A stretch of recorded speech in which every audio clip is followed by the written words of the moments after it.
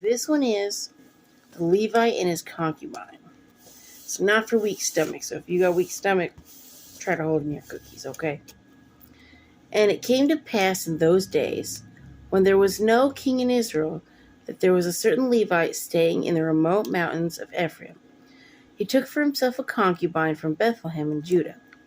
But his concubine played the harlot against him, and went away from him to her father's house at Bethlehem in Judah, and was there 4 whole months. Then her husband arose and went after her, to speak kindly to her and to bring her back, having his servant and a couple of donkeys with him. So she brought him into her father's house, and when the father of the young woman saw him, he was glad to meet him. Now his father-in-law, the young woman's father, detained him, and he stayed with him 3 days. So they ate and drank and lodged there. So far, everything's good, right? Then it came to pass on the 4th day that they arose early in the morning, and he stood to depart. But the young woman's father said to his son-in-law, "Refresh your heart with a morsel of bread, and afterward go on your way." So he's like, "Why don't you have some breakfast for the long trip, okay?" So they sat down, and the 2 of them ate and drank together. Then the young woman's father said to the man, "Please be content to stay all night, and let your heart be merry." So he's like, you don't have to leave right away. And when the man stood to depart, his father-in-law urged him, so he lodged there again.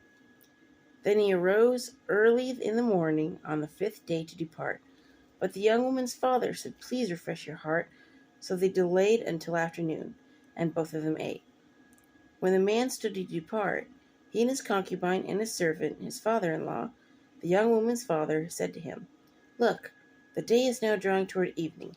Please spend the night. See, the day is coming to an end. Lodge here that your heart may be merry. Tomorrow go your way early so that you may get home." So he's like, don't travel at night. Not safe. Wait till tomorrow, okay? However, the man was not willing to spend that night. So he rose and departed, and came to opposite Jehu, that is Jerusalem. With him were the 2 saddled donkeys. His concubine was also with him. They were near Jebus, and the day was far spent. And the servant said to his master, "Come, please, let us turn aside to the city of the Jebusites and lodge in it." But his master said to him, "We will not turn aside here into a city of foreigners, who are not of the children of Israel. We will go on to Gibeah." So he said to his servant, "Come, let us draw near to one of these places, and spend the night in Gibeah or in Ramah." And they passed by and went their way, and the sun went down on them near Gibeah, which belongs to Benjamin. They turned aside there to go into the lodge in Gibeah. When he went in, he sat down in the open square of the city, for no one would take him into his house to spend the night. They're like, "We don't know you. We ain't taking you in." Just then an old man came in from his work in the field at evening, who also was from the mountains of Ephraim. He was staying in Gibeah, whereas the men of the place were Benjamites. And when he raised his eyes, he saw the traveler in the open square of the city. And the old man said, "Where are you going? And where do you come from?" So he said to him, "We are passing from Bethlehem in Judah toward the remote mountains of Ephraim.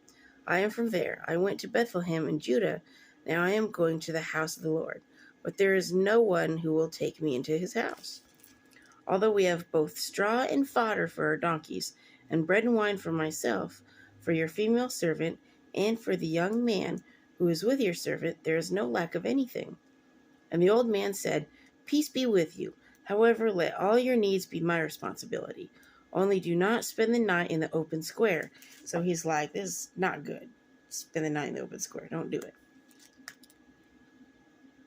So he brought him into his house and gave fodder to the donkeys, and they washed their feet and ate and drank. As they were enjoying themselves, suddenly certain men of the city, perverted men, surrounded the house and beat on the door. They spoke to the master of the house, the old man, saying, "Bring out the man who came to your house, that we may know him carnally." But the man, the master of the house, went out to them and said to them, "No, my brethren, I beg you, do not act so wickedly. Seeing this man has come into my house, do not commit this outrage. Look, Here's my virgin daughter and the man's concubine. Let me bring them out now. Humble them and do with them as you please, but to this man do such a vile thing. I'm sorry. I would not be sending anybody out. I'd be like, you try to come in this door, we're going to kill you. I mean, that's just me. But the men would not heed him. So the man took his concubine and brought her out to them. And they knew her and abused her all night until morning. And when the day began to break, they let her go. Then the woman came as the day was dawning and fell down at the door of the man's house, where her master was, till it was light. When her master arose in the morning and opened the doors of the house and went out to go his way, there was his concubine, fallen at the door of the house with her hands on the threshold. And he said to her, "Get up, let us be going." Just how heartless is this guy? But there was no answer. So the man lifted her onto the donkey, and the man got up and went to his place.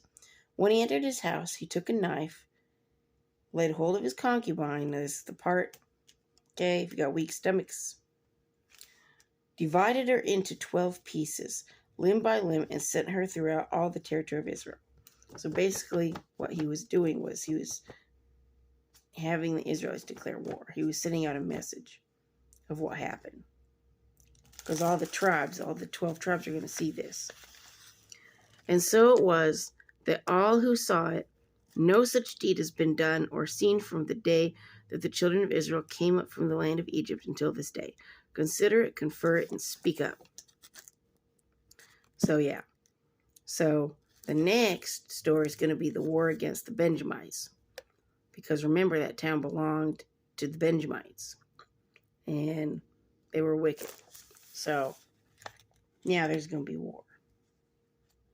And that's a long one. It goes all this page and half of another page. But, yep. So, like I said, not for weak stomachs. So now there's going to be war. So, anyway. Sorry for y'all with weak stomachs. It's not an easy one to read or listen to. But that is history. That is something that happened. History is not always just roses and fruit,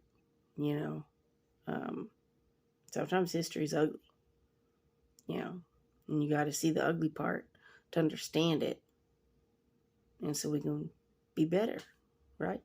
So anyway, thumbs up on the like button, subscribe.